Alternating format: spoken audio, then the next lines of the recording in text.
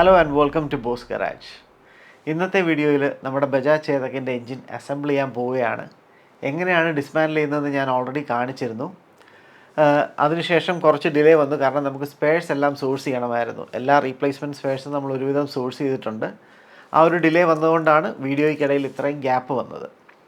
പിന്നെ നമ്മളെല്ലാവരും ഇപ്പോൾ യമഹയൊക്കെ ഉപയോഗിക്കുന്ന ആൾക്കാർ പലരും ഇന്തോനേഷ്യയിൽ നിന്ന് സ്പെയർസ് ഇമ്പോർട്ട് ചെയ്ത് യൂസ് ചെയ്യാറുണ്ട്. RX കിങ്ങിൻ്റെ എന്ന് പറയുന്ന പോലെ തന്നെ നമ്മുടെ ബജാജ് ചേതക്കിനും ഇന്തോനേഷ്യയിൽ നിന്നും പാർട്സ് അവൈലബിൾ ആണ്. ഡാൻ മോട്ടർ, ഈ കാണുന്ന യെല്ലോ റെഡ് ബോക്സസ് ഇരിക്കുന്ന സ്പെയർസ് എല്ലാം ഡാൻ മോട്ടർ എന്നൊരു ബ്രാൻഡിൻ്റെയാണ്. ഇപ്പോൾ ഇന്ത്യയിൽ ബജാജ് ഓട്ടോ ലിമിറ്റഡ് വെസ്പയുടെ ലൈസൻസിൽ അവരുടെ സ്കൂട്ടേഴ്സ് ഇറക്കിയപ്പോഴാണ് നമുക്ക് വെസ്പ 150, ബജാജ് 150, ബജാജ് സൂപ്പർ, ബജാജ് ചേതക് തുടങ്ങിയ മോഡൽസ് ലഭിച്ചത്. അതുപോലെ തന്നെ ലോഹിയ മെഷീൻസുമായിട്ട് വെസ്പ കൊളാബറേറ്റ് ചെയ്തപ്പോൾ, അല്ലെങ്കിൽ വെസ്പയുടെ ലൈസൻസിൽ ലോഹിയ മെഷീൻസ് കുറച്ച് മോഡൽസ് ഇറക്കിയപ്പോഴാണ് LML വെസ്പ നമുക്ക് ലഭിക്കുന്നത്. അതായത് Vespa PX, Vespa XL, Vespa exclusive, അങ്ങനെ പല മോഡൽസും. എന്നാൽ ഈ ഇന്ത്യയിൽ ബജാജ് ഓട്ടോ ചെയ്തതുപോലെ തന്നെ ഇന്തോനേഷ്യയിൽ ആദ്യകാലത്ത് വെസ്പയുടെ സ്കൂട്ടേഴ്സും 3 വീലേഴ്സും ഇമ്പോർട്ട് ചെയ്യുകയും പിന്നെ ലൈസൻസോടുകൂടി വെസ്പ ബ്രാൻഡ് നെയിമിൽ തന്നെ മാനുഫാക്ചർ ചെയ്ത് അസംബിൾ ചെയ്ത് ഇന്തോനേഷ്യൻ മാർക്കറ്റിൽ സെല്ല് ചെയ്യുകയും ചെയ്തൊരു കമ്പനിയാണ് PT ഡാൻ മോട്ടോഴ്സ് ഇന്തോനേഷ്യ. വെസ്പയുടെ ആ ഒരു കാലഘട്ടത്തിൽ, അതായത് 1970s തൊട്ട് ഏകദേശം ഏർലി 2000s വരെയുള്ള എല്ലാ മോഡൽസും മാനുഫാക്ചർ ചെയ്തിട്ടുണ്ട്. അതിൻ്റെയൊക്കെ സ്പെയർസും അവരിപ്പോഴും പ്രൊഡ്യൂസ് ചെയ്യുന്നുണ്ട് എന്നുള്ളതാണ് ഏറ്റവും വലിയ രസം. അപ്പം നമുക്ക് നാട്ടിൽ കിട്ടുന്ന ബജാജ് ജെനുവിൻ സ്പെയർസ് പോലെ തന്നെ ഏകദേശം അതേ ക്വാളിറ്റി അല്ലെങ്കിൽ അതിനെക്കാട്ടി ഒരു പടി മുകളിൽ നിൽക്കുന്ന സ്പെയർസാണ് ഡാൻ മോട്ടറിൻ്റെ വരുന്നത്. അതിനെപ്പറ്റിയുള്ള കൂടുതൽ റിവ്യൂ ഞാനിത് യൂസ് ചെയ്ത ശേഷം പറയാം. എന്തായാലും ഈ ഒരു റീബിൽഡിന്, നമ്മുടെ ഈ ചേതക്കിൻ്റെ റീബിൽഡിന് ഞാൻ മെജോറിറ്റി യൂസ് ചെയ്യുന്ന സ്പെയർസ് ഡാൻ മോട്ടറിൻ്റെ തന്നെയാണ്. അപ്പം നമുക്കിനി അസംബ്ലിങ്ങിലേക്ക് കിടക്കാം. അസംബ്ലിങ്ങിന് മുമ്പായിട്ട് ഓരോ പാർട്സിൻ്റെ ഒരു ഡിസ്ക്രിപ്ഷനും ഒരു പ്രീ അസംബ്ലി വീഡിയോയും ഞാൻ ചെയ്യാം. അതിനുശേഷം ഫൈനൽ അസംബ്ലി നമുക്ക് സ്റ്റാർട്ട് ചെയ്യാം. എന്തെല്ലാം പാർട്സാണ് സോഴ്സ് ചെയ്തത്, അതിൻ്റെ എല്ലാ പാർട്ട് നമ്പേഴ്സും ബാക്കി ഡീറ്റെയിൽസും എല്ലാം ഞാൻ ഡിസ്ക്രിപ്ഷനിലും കൊടുക്കാം. മാക്സിമം ഡീറ്റെയിൽസ് ഈ വീഡിയോയിൽ ഞാൻ എക്സ്പ്ലെയിനും ചെയ്യാം. അപ്പോൾ നമുക്കിനി അടുത്ത ഘട്ടത്തിലേക്ക് കിടക്കാം.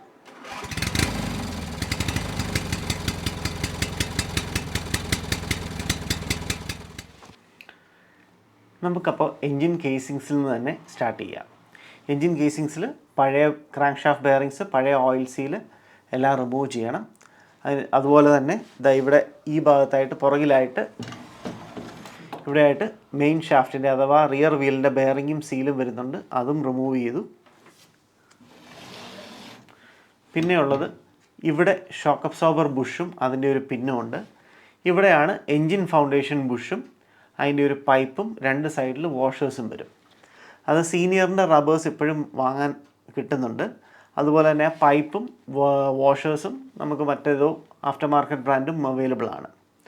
അപ്പോൾ ഇതിപ്പോൾ ഇത്രയും വർഷം പഴക്കമുള്ളതായതുകൊണ്ട് ആ ബുഷസ് എല്ലാം ഡ്രൈ ആയിട്ടുണ്ട്. അപ്പോൾ കഴിയുമെങ്കിൽ ഇനി അങ്ങോട്ട് എല്ലാം റീബിൽഡ് ചെയ്യുമ്പോഴോ അല്ലെങ്കിൽ ആവശ്യമുള്ളപ്പോഴോ ആ ബുഷസ് ഡാമേജ് ആകുമ്പോൾ അത് റീപ്ലേസ് ചെയ്യുക. എൻജിൻ റീബിൽഡ് ചെയ്യുമ്പോൾ മാൻഡേറ്ററി ആയിട്ട് റീപ്ലേസ് ചെയ്യുക. കാരണം ഡിസ്മാൻഡിൽ സ്റ്റേറ്റിൽ ഇതൊരു ഹൈഡ്രോളിക് പ്രസ്സിൽ കൊണ്ടുപോയി നമുക്ക് റീപ്ലേസ് ചെയ്യാൻ എളുപ്പമുണ്ട്. അപ്പോൾ ഇവിടുത്തെ എൻജിൻ ഫൗണ്ടേഷനും ഷോക്ക് അബ്സോർബർ ബുഷസും റീപ്ലേസ് ചെയ്തിട്ടുണ്ട്. അപ്പോൾ പുതിയ ക്രാങ്ക് ഷാഫ്റ്റ് ബെയറിങ്സും ക്ലച്ച് സൈഡ് ഓയിൽ സീലും ക്രാങ്ക് ഷാഫ്റ്റ് സീലും നമ്മൾ ഇൻസ്റ്റാൾ ചെയ്തിട്ടുണ്ട്. ഇതിന് ക്രാങ്ക് ഷാഫ്റ്റ് ബെയറിങ്സ് വരുന്നത് 2 ബെയറിങ്സ് ആണ്.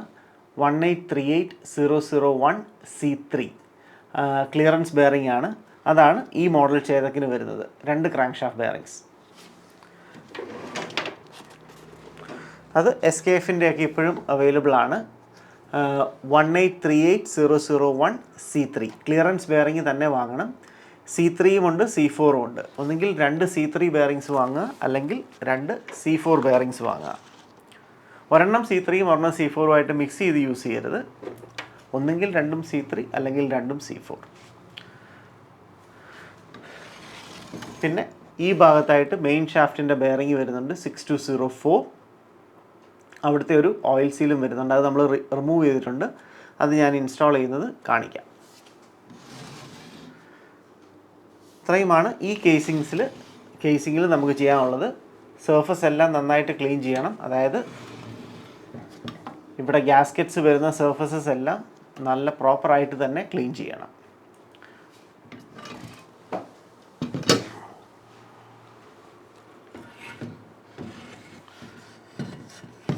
ഈ കേസിങ്സിലും ക്രാങ്ക് ഷാഫ്റ്റിൻ്റെ ബെയറിംഗ് മാറിയിട്ടുണ്ട്. ഇവിടെ മാഗ്നറ്റ് സൈഡിൽ വരുന്ന ഓയിൽ സീലും പുതിയത് ഇൻസ്റ്റാൾ ചെയ്തിട്ടുണ്ട്. ആ ഓയിൽ സീൽസിൻ്റെ പിക്ചേഴ്സ് ഞാൻ കാണിക്കാം. ഇതും നന്നായിട്ട് തന്നെ ക്ലീൻ ചെയ്യണം. ഇതിൻ്റെ ഈ ഗ്യാസ്കറ്റ് വരുന്ന സർഫസസ് എല്ലാം പ്രോപ്പറായിട്ട് തന്നെ ക്ലീൻ ചെയ്യുക. അതുപോലെ ഇവിടെ ഒരു റോളർ കേജ് ബെയറിംഗ് വരുന്നുണ്ട്. അത് നമ്മുടെ ഗിയർ സെലക്ടറിലേക്ക് പോകുന്ന മെയിൻ ഷാഫ്റ്റിൻ്റെ സപ്പോർട്ട് ബെയറിംഗ് ആണ്, റോളർ ബെയറിംഗ്. അതും എല്ലാ റീബിൽഡിലും റീപ്ലേസ് ചെയ്യുക. പിന്നെ ഇവിടെ ഒരു ബുഷ് വരുന്നത് കാണാം. അത് നമ്മുടെ ക്ലസ്റ്റർ ഗിയറിൻ്റെ സപ്പോർട്ടിംഗ് ബുഷാണ്. അതും ആ ഷാഫ്റ്റ് ഇട്ട് നോക്കി പ്ലേ ഉണ്ടോ എന്ന് നോക്കുക. പ്ലേ ഉണ്ടെങ്കിൽ ആ ബുഷും റീപ്ലേസ് ചെയ്യണം. ഇത്രയുമാണ് ഈ കേസിങ്ങിലും ചെയ്യാനുള്ളത്. പിന്നെ കേസിങ് ഇൻറ്റേർണൽസ്, 2 കേസിങ്സും ഇൻറ്റേർണൽസ് ഇവിടെ നന്നായി ക്ലീൻ ചെയ്യണം. ഇവിടെ ഈ ഭാഗത്തായിട്ട് ഇവിടെയായിട്ട് ഒരു ഓയിൽ ഹോളുണ്ട്. അത് മിക്കപ്പോഴും കാർബൺ കയറി അടഞ്ഞിരിക്കുകയായിരിക്കും. അതും നന്നായി ക്ലീൻ ചെയ്ത ശേഷം മാത്രം ബെയറിംഗ് സീൽസും ഇൻസ്റ്റാൾ ചെയ്യുക. ഇതിലെ റോളർ കേജ് ബെയറിങ്ങും ഇതിലെ മെയിൻ ഷാഫ്റ്റിൻ്റെ 6204 ബെയറിങ്ങും ഇൻസ്റ്റാൾ ചെയ്യുന്നത് ഞാൻ കാണിക്കാം.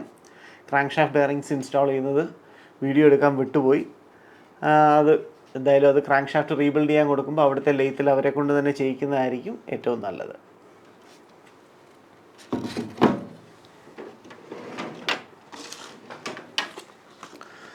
ഇതാണ് ക്രാങ്ക് ഷാഫ്റ്റ് ഓയിൽ സീൽസ് വരുന്നത്. ഇത് വെസ്റ്റ്ജിയോ എന്നൊരു ബ്രാൻഡാണ്, തൈവാനീസ് ബ്രാൻഡാണെന്ന് തോന്നുന്നു. Fairly good quality. ഇത് അവിടെ ഇന്തോനേഷ്യയിൽ പലരും യൂസ് ചെയ്യുന്നതായിട്ട് എന്നോട് പറഞ്ഞു. അതുകൊണ്ടാണ് ഞാനും ഈ ബ്രാൻഡ് തന്നെ പ്രിഫർ ചെയ്തത്. എന്നാലും നമുക്ക് എങ്ങനെയുണ്ടെന്ന് നോക്കാം.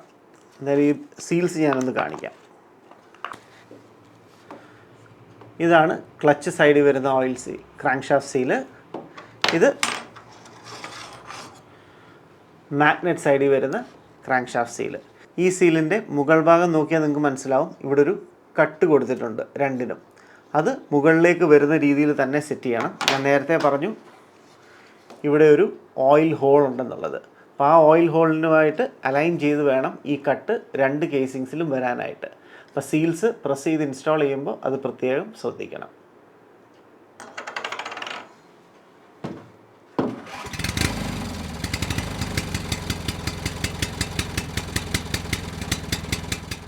ഇനി നമുക്ക് ക്രാങ്ക് ഷാഫ്റ്റിനെ കുറിച്ച് സംസാരിക്കാം. ക്രാങ്ക് ഷാഫ്റ്റും റീബിൽഡ് ചെയ്തിട്ടുണ്ട്. പുതിയ കണക്റ്റിംഗ് റോഡ്സും പുതിയ ബെയറിങ്സുമാണ് യൂസ് ചെയ്തിരിക്കുന്നത്. ക്രാങ്ക് ഷാഫ്റ്റിൻ്റെ ട്രൂനെസ് ഒക്കെ ചെക്ക് ചെയ്യണം. അതുപോലെ കണക്റ്റിംഗ് റോഡ്സ് എല്ലാ റീബിൽഡിനും നമ്മൾ റീപ്ലേസ് ചെയ്യണം. അതുപോലെ ഈ ഭാഗത്തായിട്ടാണ്, ഇവിടെയുമായിട്ടാണ് നമ്മുടെ ക്രാങ്ക് ഷാഫ്റ്റ് ബെയറിങ്സിൻ്റെ സീറ്റ് വരുന്നത്. അവിടെ എന്തെങ്കിലും ഡാമേജസ് ഉണ്ടോ എന്ന് ചെക്ക് ചെയ്യണം. ആ ബെയറിംഗ് സീറ്റിൻ്റെ നെക്സ്റ്റായിട്ടാണ് ഓയിൽ സീൽസിൻ്റെ ജേർണൽസ് വരുന്നത്. അവിടെയും എന്തെങ്കിലും പിറ്റിങ്ങോ ഡാമേജസോ ഉണ്ടോ എന്നുള്ളത് വെരിഫൈ ചെയ്യണം. പിന്നെ ടേപ്പറുള്ള സൈഡാണ് മാഗ്നറ്റ് സൈഡ്, സ്ട്രെയിറ്റ് ആയിട്ടുള്ള സൈഡാണ് ക്ലച്ച് ബെല്ല് വരുന്നത്. അപ്പോൾ അത് ക്രാങ്ക് ഷാഫ്റ്റ് കേസിങ്ങിൽ ഇൻസ്റ്റാൾ ചെയ്യുമ്പോൾ ഒരു കാരണവശാലും ഇൻ്റർചേഞ്ച് ആയി പോകരുത്. നമ്മൾ യൂസ് ചെയ്തിരിക്കുന്ന കണക്റ്റിംഗ് റോഡ്സും ഡാൻ മോട്ടറിൻ്റെ കണക്റ്റിംഗ് റോഡ്സാണ്. നോർമലി കണക്റ്റിംഗ് റോഡ്സൊക്കെ standard first over size, second over size, third over size ഒക്കെ അവൈലബിൾ ആണ്. പക്ഷേ ഈ ഓവർ സൈസ് വരുന്നതെല്ലാം നോർമലി ആഫ്റ്റർ മാർക്കറ്റ് ആയിരിക്കും. OE manufacturers standard pin connecting rods മാത്രമേ ഇറക്കാറുള്ളൂ. അതുപോലെ തന്നെയാണ് ഡാൻ മോട്ടറും സ്റ്റാൻഡേർഡ് പിൻ കോൺട്രോഡ്സ് മാത്രമേ അവൈലബിൾ ആയിട്ടുള്ളൂ. ഭാഗ്യത്തിന് ഈ എൻജിൻ സീൽഡ് എൻജിനായിരുന്നു. അതുകൊണ്ട് ഇതിൻ്റെ ക്രാങ്ക് ഷാഫ്റ്റ് ഇതിനു മുമ്പ് റീബിൽഡ് ചെയ്തിട്ടില്ല. അതുകൊണ്ട് എനിക്ക് സ്റ്റാൻഡേർഡ് പിൻ കണക്റ്റിംഗ് റോഡ് തന്നെ റീയൂസ് ചെയ്യാൻ പറ്റി. പക്ഷേ ഇപ്പോൾ മൾട്ടിപ്പിൾ ടൈംസ് റീബിൽഡ് ചെയ്ത എൻജിനാണെങ്കിൽ ക്രാങ്ക് ഷാഫ്റ്റും പലതവണ റീബിൽഡ് ചെയ്തിട്ടുണ്ടാവും. അപ്പോൾ ഒരിക്കലും നമുക്ക് ആദ്യമേ കണക്റ്റിംഗ് റോഡ് വാങ്ങി വെക്കാൻ സാധിക്കില്ല. കാരണം അഴിച്ച ശേഷം മെഷർ ചെയ്തിട്ട് ഓവർ സൈസ് ചിലപ്പോൾ ആവശ്യമായി വരും. അങ്ങനെയാണെങ്കിൽ ഓവർ സൈസ് കോൺട്രോഡ്സ് ആയിരിക്കണം വാങ്ങേണ്ടത്. ഈ കേസിൽ എനിക്ക് സ്റ്റാൻഡേർഡ് തന്നെ യൂസ് ചെയ്യാൻ പറ്റി. എല്ലാ കേസസിലും അങ്ങനെ ആയിരിക്കണമെന്നില്ല. പിന്നെയുള്ളത് ഇത് കിക്കർ റാച്ചറ്റ്. ഇതൊന്നും അങ്ങനെ വെയർ ആൻഡ് ടയർ വരുന്ന പാർട്ടല്ല. അതുകൊണ്ട് ഇത് നമ്മൾ റീപ്ലേസ് ചെയ്യുന്നില്ല, റീയൂസ് ചെയ്യുകയാണ്. കിക്കർ സ്പ്രിങ്ങും നമ്മൾ റീയൂസ് ചെയ്യുകയാണ്. നോർമലി റീപ്ലേസ് ചെയ്യണം, പക്ഷേ ഒറിജിനൽ കിട്ടാനില്ല. അപ്പോൾ ഡ്യൂപ്ലിക്കേറ്റ് ഒക്കെ ഇട്ട് കഴിഞ്ഞാൽ ചിലപ്പോൾ ഈ പഴയ ഒറിജിനലിനെക്കാട്ടി കഷ്ടമായിരിക്കും. അതുകൊണ്ട് അതിലുണ്ടായിരുന്ന ഒറിജിനൽ തന്നെ നമ്മൾ വീണ്ടും യൂസ് ചെയ്യുകയാണ്.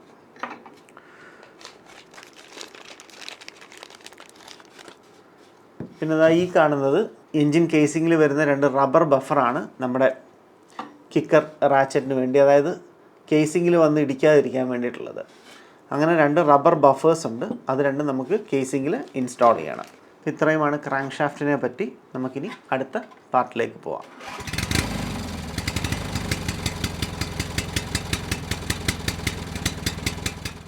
ഇപ്പോൾ ക്ലച്ച് അസംബ്ലി, ഇതാണ് നമ്മുടെ ക്ലച്ച് ബെൽ. ഞാൻ നേരത്തെ ഡിസ്പാൻഡലിംഗ് വീഡിയോയിൽ എക്സ്പ്ലെയിൻ ചെയ്തിരുന്നു. ഇത് നമ്മൾ റീബിൽഡ് ചെയ്യുന്നില്ല, ഇത് റീബിൽഡ് ചെയ്യുന്നതിൻ്റെ ഒരു സെപ്പറേറ്റ് വീഡിയോ ഞാൻ ചെയ്യാം. പകരം ഡാൻ മോട്ടറിൻ്റെ തന്നെ ഒരു ബ്രാൻഡ് ന്യൂ ക്ലച്ച് ബെൽ അസംബ്ലിയാണ് പർച്ചേസ് ചെയ്തത്.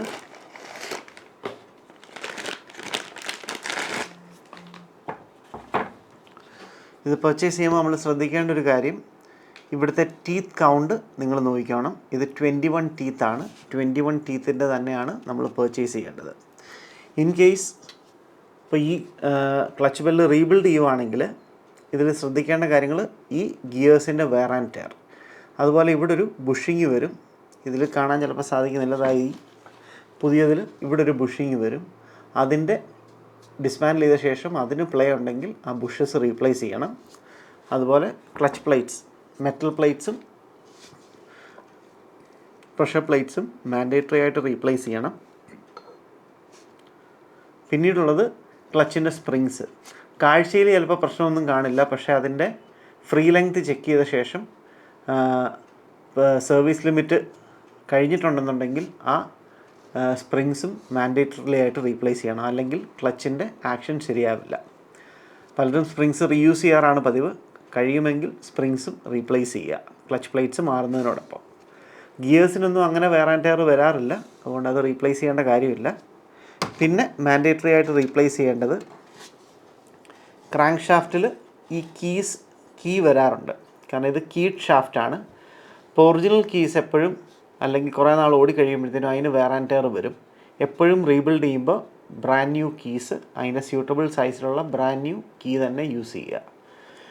പഴയ കീ നിങ്ങൾ നോക്കിയാൽ കാണാം, അതിന് വെയർ ആൻഡ് ടയർ ഉണ്ടാവും. അത് തന്നെ റീയൂസ് ചെയ്യുകയാണെങ്കിൽ ക്ലച്ചിനൊക്കെ ചെറിയ പ്ലേ വരാനുള്ള പോസിബിലിറ്റീസ് ഉണ്ട്. അതുപോലെ ഈ കാണുന്നത് ത്രസ്റ്റ് വാഷേഴ്സാണ്. ത്രസ്റ്റ് വാഷേഴ്സും കഴിവതും എല്ലാ റീബിൽഡിലും റീപ്ലേസ് ചെയ്യുക, സെയിം തിക്നെസ്സിൽ തന്നെയുള്ള പുതിയ ത്രസ്റ്റ് വാഷേഴ്സ് വെച്ച്.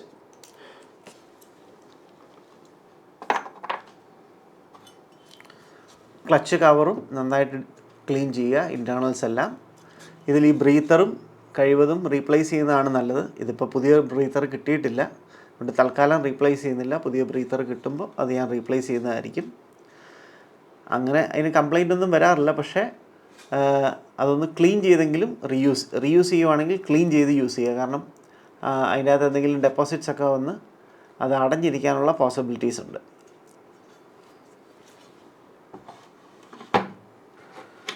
പിന്നെ ഇത് ക്ലച്ച് ആക്ച്വേറ്റിംഗ് ഷാഫ്റ്റ്. ഇവിടെ ഒരു ഓറിങ് വരും ചെറുത്, ആ ഓറിങ് റീപ്ലേസ് ചെയ്യണം. ഇപ്പോൾ ഇതിൽ ആ ഓറിങ് ഇല്ല, ഇത് ഞാൻ അസംബിൾ ചെയ്യുമ്പോൾ അത് കാണിക്കാം. പിന്നെ ഇത് പ്രഷർ പ്ലേറ്റ് കിറ്റ് എന്നാണ് ഇതിൻ്റെ പേര്. ഇതാണൊരു ആക്ച്വേറ്റിംഗ് മെക്കാനിസത്തിൻ്റെ ഭാഗമാണ്. ഇത് 2 ടൈപ്പ് വരുന്നുണ്ട്. ഇത് അസംബിൾ ചെയ്യുമ്പോൾ ഞാനിത് എക്സ്പ്ലെയിൻ ചെയ്യാം. ഇതിൽ വന്ന പ്രഷർ പ്ലേറ്റ് കിറ്റ് ഇതാണ്, ഈ പാർട്സാണ്. പക്ഷേ ഇതൊക്കെ ഇപ്പോൾ നല്ല വെയർ ആൻഡ് ടയർ വന്നിട്ടുണ്ട്, അപ്പോൾ അതുകൊണ്ട് ഇത് റീപ്ലേസ് ചെയ്തേ മതിയാവുള്ളൂ.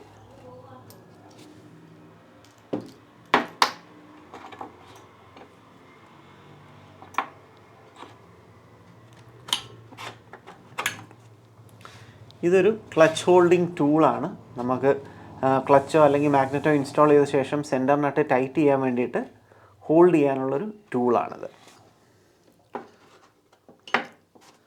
അതുപോലെ ക്ലച്ചിൻ്റെ സെൻറ്റർ നട്ട് അവിടെ ഒരു പ്രത്യേകതരം വാഷറാണ് വരുന്നത്, ഒരു കേർവ്ഡ് ടൈപ്പ് വാഷർ. ഇത് സ്പ്രിംഗ് വാഷറിന് പകരമായിട്ട് യൂസ് ചെയ്യുന്ന ഒരു തരം ലോക്ക് വാഷറാണ്. അതെല്ലാ തവണയും പുതിയത് തന്നെ യൂസ് ചെയ്യുക. അപ്പോൾ നമുക്കിനി അടുത്ത പാർട്ടിലേക്ക് പോവാം.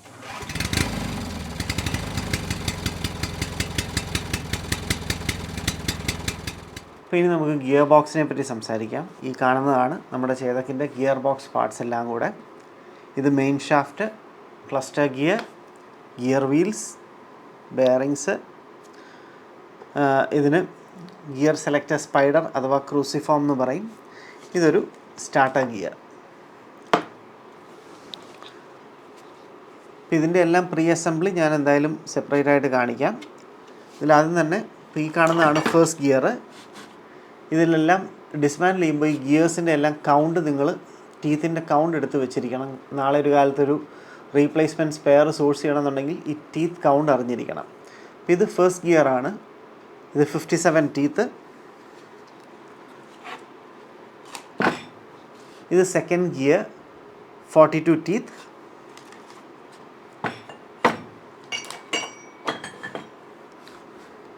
ഇത് തേർഡ് ഗിയർ 38 ടീത്ത്.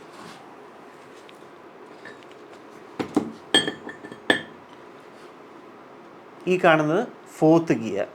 ഇത് 35 ടീത്ത്. ഈ ഡീറ്റെയിൽസ് എല്ലാം ഞാൻ ഡിസ്ക്രിപ്ഷനിലും കൊടുത്തിരിക്കാം.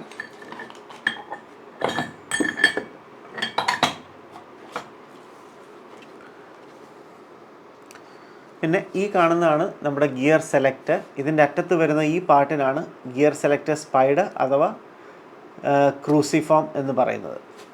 ഇതും പുതിയത് നമ്മൾ പർച്ചേസ് ചെയ്തിട്ടുണ്ട്.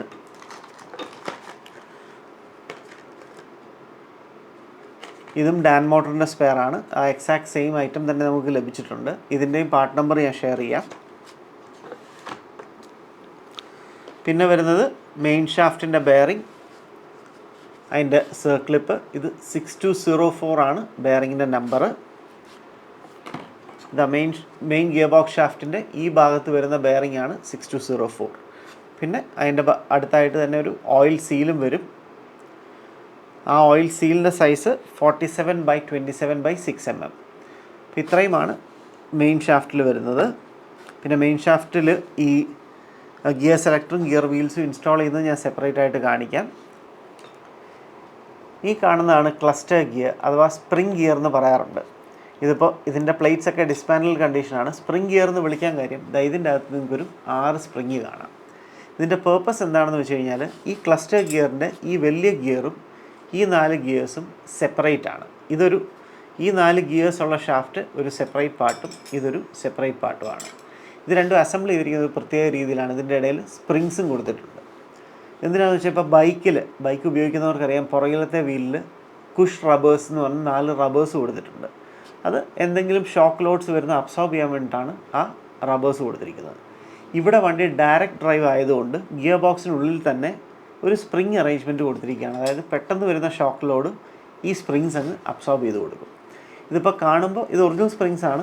ഇതിന് ഡാമേജസ് ഒന്നും തന്നെ ഇല്ല. പക്ഷേ ഈ സ്പ്രിങ്സ് ഇതിൽ നിന്ന് റിമൂവ് ചെയ്ത് കഴിഞ്ഞപ്പോൾ ഒരു കാര്യം മനസ്സിലായി, സ്പ്രിങ്ങിൻ്റെ ടെൻഷനൊക്കെ നഷ്ടപ്പെട്ടു. ഇത് അധികം കംപ്രസ്സായിപ്പോയി. ഞാൻ പുതിയതുമായിട്ട് കമ്പയർ ചെയ്തപ്പോൾ കംപ്രസ്സായിപ്പോയിട്ടുണ്ട്. അപ്പോൾ ഇത് എങ്ങനെയാണ് ഇൻസ്റ്റാൾ ചെയ്യുന്നതെന്ന് ഞാൻ കാണിക്കാം. ഇത് ക്ലസ്റ്റർ ഗിയറിൻ്റെ ഷാഫ്റ്റാണ്. ഇതിൻ്റെതായി ഇവിടെയായിട്ടൊരു ബെയറിങ് വരും. ഈ ഷാഫ്റ്റ് ഇൻസേർട്ട് ചെയ്ത ശേഷം ഇവിടെ ഒരു ബെയറിങ് വരും. ആ ബെയറിങ്ങും സർക്ലിപ്പുമാണിത്. ഇതൊരു പഴയ ബെയറിംഗ് ആണ്, 613963C3. ഇതിപ്പോൾ കിട്ടാൻ അല്പം പ്രയാസമാണ്. ഇത് ഒരുപാട് ഓൾഡ് സ്റ്റോക്കാണ് ലഭിച്ചത്. അപ്പോൾ ഇതും അസംബിൾ ചെയ്ത് ഞാൻ കാണിക്കാം. ഈ ക്ലസ്റ്റർ ഗിയറിൻ്റെ ഫ്രണ്ടിലായിട്ട് ഈ ഭാഗത്ത് ഇവിടെയായിട്ട് നീഡിൽ ബെയറിങ്സ് വരുന്നുണ്ട്. ഇതാണ് നീഡിൽ ബെയറിങ്സ്.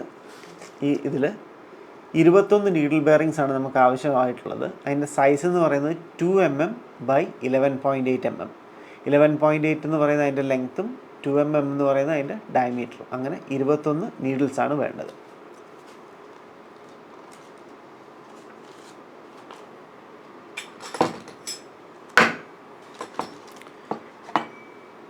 ഇത് സ്റ്റാർട്ടർ ഗിയറാണ്. അതായത് നമ്മൾ കിക്കർ ഷാഫ്റ്റ് ചവിട്ടുമ്പോൾ ഈ ഗിയറാണ് നമ്മുടെ ക്ലസ്റ്റർ ഗിയറിൽ വന്ന് ഇങ്ങനെ എൻഗേജ് ആയ ശേഷം നമുക്ക് സ്റ്റാർട്ട് ചെയ്യാൻ സഹായിക്കുന്നത്. അപ്പോൾ ഈ ഗിയേഴ്സിൻ്റെ ഇവിടുത്തെ ടീത്തിന് നല്ല വെയർ ആൻഡ് ടയർ ഉണ്ട്. അതുകൊണ്ട് പുതിയത് പർച്ചേസ് ചെയ്തു. അതും ഡാൻ മോട്ടറിൻ്റെ അവൈലബിൾ ആണ്. അതിൻ്റെയും പാർട്ട് നമ്പർ ഡീറ്റെയിൽസ് ഞാൻ ഷെയർ ചെയ്യാം. ഈ ടീത്തും പല കൗണ്ടിലുള്ളത് വരുന്നുണ്ട്. ഈ ഔട്ടർ ഗിയേഴ്സ് ഇത് 12 ടീത്താണ്. അതുപോലെ ഈ അകത്ത് കാണുന്ന ഗിയേഴ്സും 12 ടീത്താണ്. ഇത് 13 ടീത്തുള്ളതും വരുന്നുണ്ട്, 14 ടീത്തുള്ളതും വരുന്നുണ്ട്. അപ്പോൾ നിങ്ങളുടെ വണ്ടിയിൽ ഏതാണെന്നുള്ളത് അഴിച്ചു നോക്കിയ ശേഷം മാത്രം വാങ്ങുക.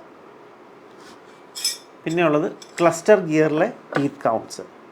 ഈ വലിയ ഗിയറിൽ വരുന്ന ടീത്ത് കൗണ്ട് എന്ന് പറയുന്നത് 68 ടീത്താണ് ഇതിൽ വരുന്നത്. പിന്നീടുള്ള ഈ 4 ഗിയേഴ്സിൽ ഇത് 21 ടീത്ത് ഏറ്റവും താഴെയുള്ളത്, അതിനുശേഷം 17 ടീത്ത്, പിന്നുള്ളത് 13 ടീത്ത്, ഇത് 12 ടീത്ത്. ഈ കൗണ്ടും നിങ്ങൾ എടുത്ത് വെച്ചിരിക്കണം. നാളെ ഒരു കാലത്ത് സ്പെയർ വാങ്ങുമ്പോൾ ഈ ടീത്തിൻ്റെ കൗണ്ടാണ് പറയേണ്ടത്. അങ്ങനെ വേണം നമുക്ക് സ്പെയർ ആവശ്യം വന്നു കഴിഞ്ഞാൽ പർച്ചേസ് ചെയ്യാം.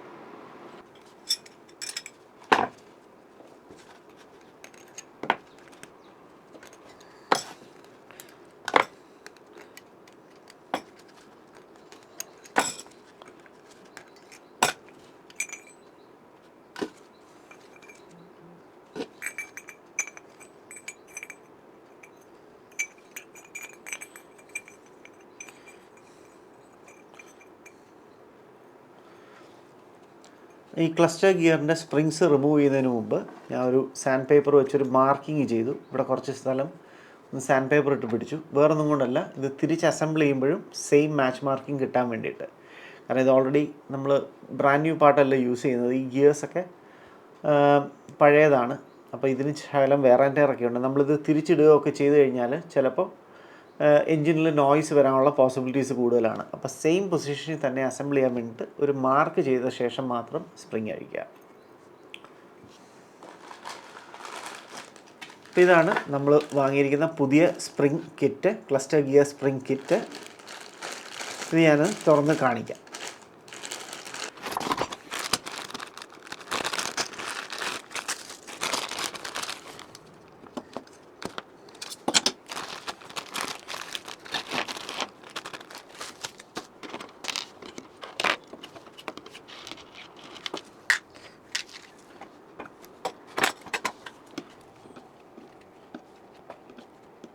അപ്പോൾ ഇതാണ് നമ്മുടെ സ്പ്രിങ് കിറ്റ്. അതിൻ്റെ കൂട്ടത്തിലൊരു 6 റിവറ്റും കൂടെ ഉണ്ട്, മെറ്റൽ റിവറ്റ്സ്. ഈ സ്പ്രിങ്സ്, പുതിയ സ്പ്രിങ്ങും പഴയ സ്പ്രിങ്ങും തമ്മിലുള്ള ഡിഫറൻസ് ഞാൻ കാണിച്ചു തരാം, ലെങ്ത്തിലുള്ളത്. ഇപ്പം ന്യൂ സ്പ്രിങ്സും ഓൾഡ് സ്പ്രിങ്സും തമ്മിൽ അത്യാവശ്യം നല്ല ലെങ്ത് ഡിഫറൻസ് ഉണ്ട്. അതിനർത്ഥം പഴയ സ്പ്രിങ് നല്ല രീതിയിൽ കംപ്രസ്ഡ് ആയിപ്പോയി, അഥവാ അതിൻ്റെ ടെൻഷൻ നഷ്ടപ്പെട്ടു. അപ്പോൾ അതുകൊണ്ടാണ് നമ്മളിത് റീപ്ലേസ് ചെയ്യുന്നത്. ചില കേസസിൽ ഇതൊക്കെ പൊട്ടിപ്പോകാറുമുണ്ട്. അങ്ങനെ വന്നു കഴിഞ്ഞാലും റീപ്ലേസ് ചെയ്യണം.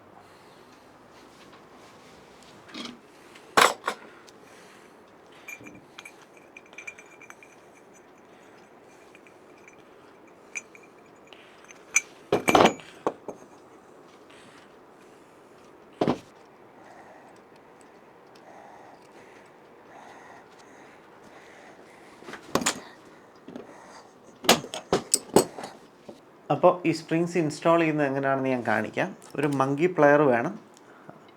അത് യൂസ് ചെയ്ത് ഈ സ്പ്രിങ് കംപ്രസ് ചെയ്ത് പ്രസ് ചെയ്ത് ഓരോന്നോരോന്നായിട്ട് കയറ്റണം. ഒരെണ്ണം ഞാനിപ്പോൾ കയറ്റിയിട്ടുണ്ട്. അതുപോലെ ബാക്കിയും ചെയ്ത് കാണിച്ചു തരാം.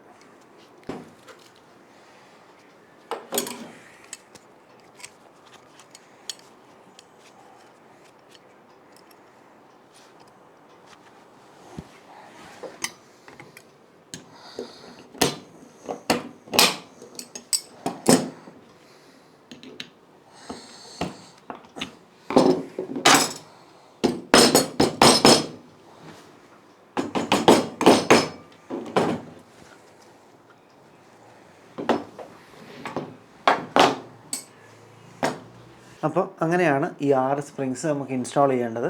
അതിനുശേഷം ഈ കേർവ്ഡ് ആയിട്ടുള്ള പ്ലേറ്റ് മുകളിലും ഫ്ലാറ്റ് ആയിട്ടുള്ള പ്ലേറ്റ് താഴെയും, എന്നിട്ട് ഈ 6 റിവറ്റ്സ് ഇട്ട ശേഷം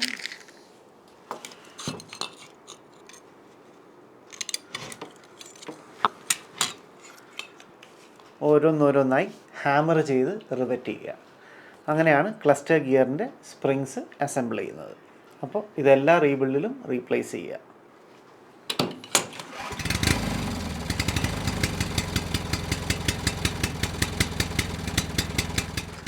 അപ്പോൾ ഇതാണ് നമ്മുടെ ചേതക്കിൻ്റെ ഇലക്ട്രിക്കൽ സിസ്റ്റം.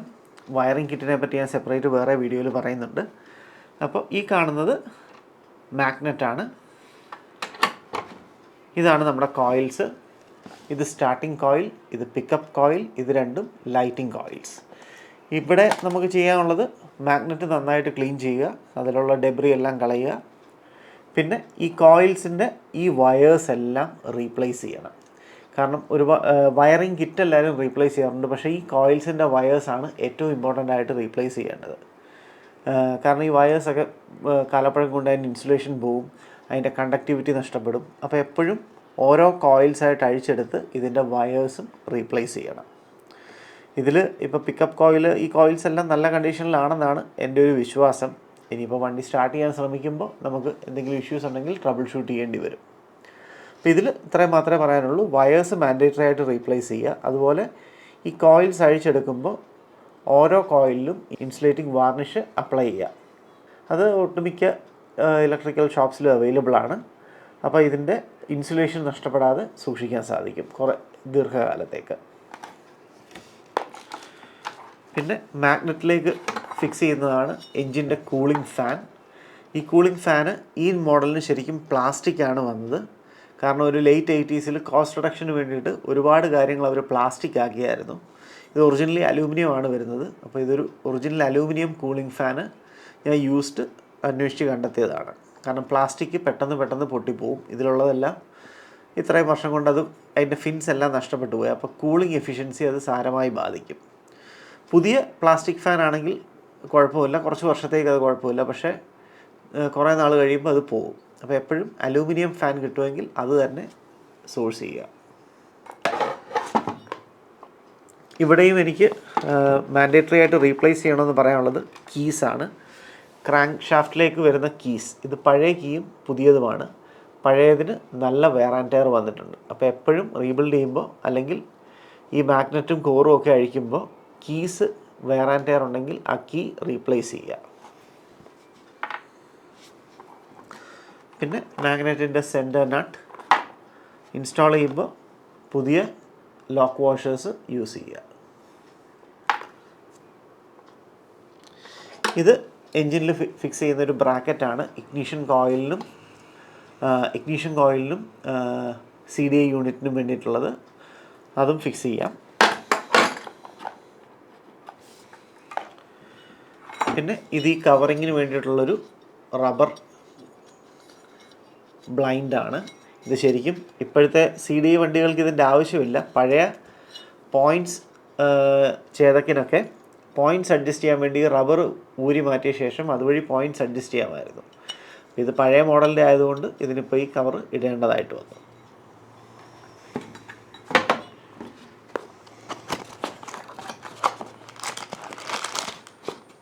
ഇതാണ് ഇഗ്നിഷൻ കോയിൽ പുതിയത്, ഇന്ത്യ നിപ്പോണിൻ്റെ. അതുപോലെ CDIയും ഇപ്പോഴും അവൈലബിൾ ആണ്. ഇത് സ്വിസ്സിൻ്റെ തന്നെ മറ്റൊരു ബ്രാൻഡായ ഡ്യൂഷ് എന്ന് പറയുന്ന കമ്പനിയുടെയാണ്. ഇതൊക്കെ ഇപ്പോഴും ആമസോണിലൊക്കെ അവൈലബിൾ ആണ്. ഏകദേശം 200-250 റുപ്പീസൊക്കെ വില വരുന്നുള്ളൂ. അതിൻ്റെ ലിങ്കും ഞാൻ കിട്ടുവാണെങ്കിൽ ഷെയർ ചെയ്യാം.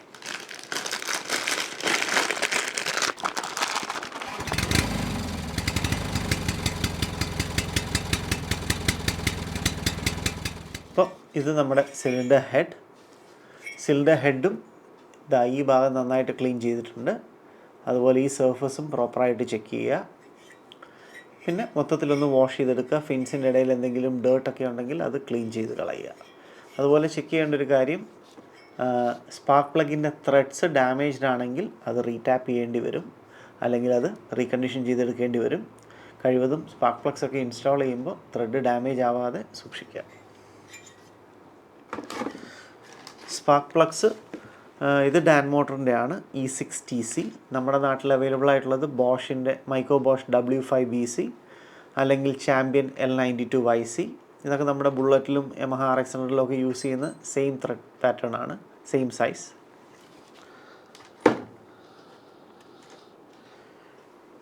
എയർ ഫിൽറ്റർ ഇത് വണ്ടിയിൽ വന്ന് ഒറിജിനൽ ബജാജിൻ്റെ എയർ ഫിൽറ്ററാണ്. അത് ക്ലീൻ ചെയ്ത് യൂസ് ചെയ്താൽ മതിയാവും. ഈ ഭാഗത്തൊന്നും ഡാമേജസ് ഇല്ലയെന്നുണ്ടെങ്കിൽ അത് പ്രോപ്പറായിട്ട് ക്ലീൻ ചെയ്താൽ നമുക്ക് റീയൂസ് ചെയ്യാൻ സാധിക്കും. കാരണം ഇപ്പോൾ ഒറിജിനൽ ഫിൽറ്റേഴ്സൊന്നും കിട്ടാനില്ല. ഇത് തന്നെ നമുക്ക് റീയൂസ് ചെയ്യാം.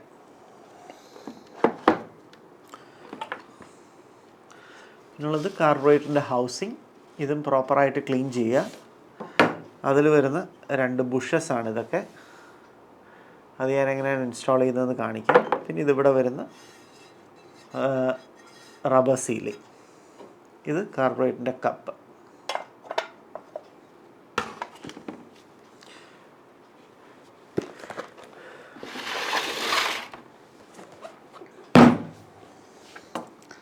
ഇത് നമ്മുടെ കാർബറേറ്റർ പുതിയത് ഡാൻ മോട്ടറിൻ്റെ. ഇത് ശരിക്കും ഡാൻ മോട്ടറിൻ്റെ ബ്രാൻഡിങ് ആണെങ്കിലും ഇത് ഇന്ത്യൻ മെയ്ഡാണ്, അങ്ങനെയാണ് എൻ്റെ വിശ്വാസം. കാരണം ഇതിലും സ്പാക്കോ ഡെലോട്ടോയുടെ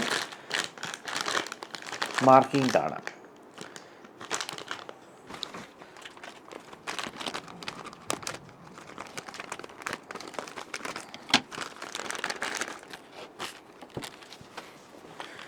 ഇതാണ് നമ്മുടെ പുതിയ കാർബറേറ്റർ. ഇതും സ്പാക്കോ ബ്രാൻഡിങ് ആണ്, പക്ഷേ എന്നാൽ ഡാൻ മോട്ടറിൻ്റെ ലേസർ എൻഗ്രേവിങ്ങും ഉണ്ട്. മിക്കവാറും ഡാൻ മോട്ടർ അവരുടെ സ്പെസിഫിക്കേഷൻസ് അനുസരിച്ച് സ്പാക്കോയ്ക്ക് കോൺട്രാക്റ്റ് കൊടുത്തതാവാം ഇത് മാനുഫാക്ചർ ചെയ്യുന്നതിനായിട്ട്. നമ്മുടെ നാട്ടിൽ കിട്ടുന്ന സ്പാക്കോ പാക്കിങ് വരുന്ന കാർബറേറ്ററിൻ്റെ ക്വാളിറ്റി വെച്ച് കമ്പയർ ചെയ്യുമ്പോൾ this appears to be better quality. കാരണം ഇതിൻ്റെ യൂസ് ചെയ്തിരിക്കുന്ന മെറ്റലിൻ്റെ ഫിനിഷും ഓവറോൾ ആ ഒരു ബിൽഡ് ക്വാളിറ്റി ബെറ്റർ തന്നെയാണ്. അപ്പോൾ നമ്മുടെ ചേതക്കിൽ ശരിക്കും 2017 എന്ന് പറയുന്ന കാർബറേറ്ററാണ് ഫാക്ടറി ഫിറ്റഡ് ആയിട്ടുണ്ടായിരുന്നത്. ഞാനിപ്പോൾ അത് 2020 ഒന്ന് അപ്ഗ്രേഡ് ചെയ്യാൻ ശ്രമിക്കുകയാണ്. കാരണം ബിഗർ ജെറ്റ്സ് മേ ബി എന്താ പറയുക, ഓപ്പൺ സ്ട്രെച്ചിലൊക്കെ കുറച്ചും കൂടെ ബെറ്റർ പെർഫോമൻസ് കിട്ടുമെന്ന് പ്രതീക്ഷിക്കുന്നു. ചിലപ്പോൾ നല്ല രീതിയിൽ ഫെയിലിയർ ആകാനും ചാൻസ് ഉണ്ട്. പിന്നെ ഇപ്പോഴത്തെ പൊല്യൂഷൻ ടെസ്റ്റൊക്കെ പാസ്സാകാൻ ബുദ്ധിമുട്ടാവുമെന്ന് തോന്നുന്നു. എന്തായാലും ഒന്ന് ട്രൈ ചെയ്ത് നോക്കാം.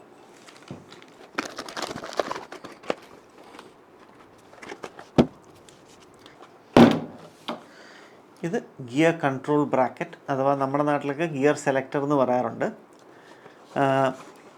ഇത് പണ്ടൊക്കെ റീകണ്ടീഷൻ ചെയ്യാവുന്നൊരു പാർട്ടായിരുന്നു. പക്ഷേ ഇപ്പോൾ അതിൻ്റെ റീകണ്ടീഷനിങ് പോയിട്ട് പുതിയത് തന്നെ കിട്ടുമെന്ന് സംശയമാണ്. പുതിയത് ഒറിജിനൽ. ഇത് ഡാൻ മോട്ടറിൻ്റെ ഗിയർ സെലക്ടർ. അപ്പോൾ ഇതും ഇൻസ്റ്റാൾ ചെയ്യുന്നത് എങ്ങനെയാണെന്ന് ഞാൻ കാണിക്കാം. ഇത് 4 സ്പീഡിൻ്റെയാണ്. പഴയ ബജാജ് 150 ഒക്കെ 3 സ്പീഡാണ്. അതിന് ഗിയർ സെലക്ടർ ഡിഫറൻസ് ഉണ്ട്. ഡിഫറൻസ് മെയിൻലി ഇതാ ഈ ഒരു പോർഷനാണ്. അപ്പോൾ ഇതും ഇൻസ്റ്റാൾ ചെയ്യുന്നത് എങ്ങനെയാണെന്ന് ഞാൻ കാണിക്കാം. ഇതിൻ്റെയും പാർട്ട് നമ്പർ ഞാൻ ഷെയർ ചെയ്യാം.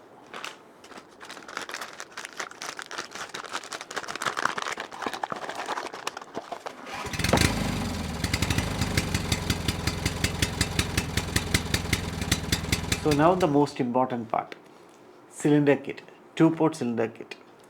ഇതും കംപ്ലീറ്റ് അസംബ്ലി ഇന്തോനേഷ്യയിൽ അവൈലബിൾ ആണ്. ഡാൻ മോട്ടറിൻ്റെ സിലിണ്ടർ കിറ്റാണിത്, 2-port സിലിണ്ടർ കിറ്റ്. നമുക്കിതൊന്ന് അൺബോക്സ് ചെയ്യാം.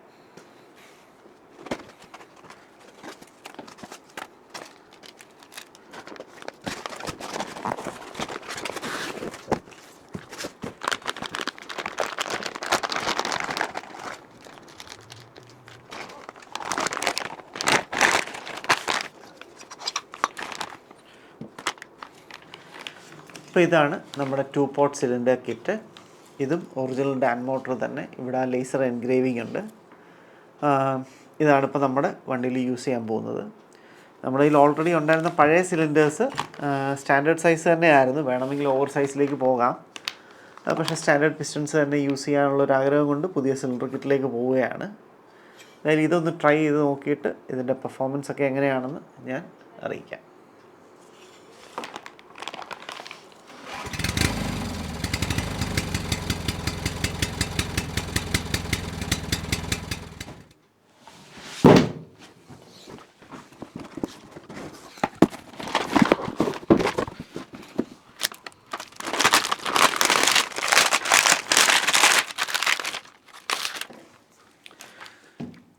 Brand new exhaust from Dan motor.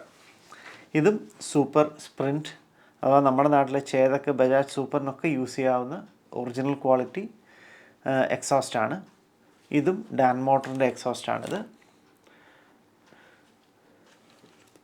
ഇതും ഇപ്പോഴും അവൈലബിൾ ആണ്. ഡാൻ മോട്ടറിൻ്റെ അല്ലാതെ മറ്റ് ബ്രാൻഡ്സും ഉണ്ട്. പക്ഷേ ഇത് OE ബ്രാൻഡ് ആയതുകൊണ്ട് ഇത് തന്നെ ഞാൻ യൂസ് ചെയ്യുന്നു.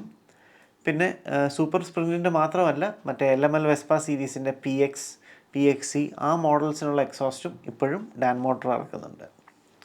അപ്പോൾ ഇതാണ് നമ്മൾ യൂസ് ചെയ്യാൻ പോകുന്നത്.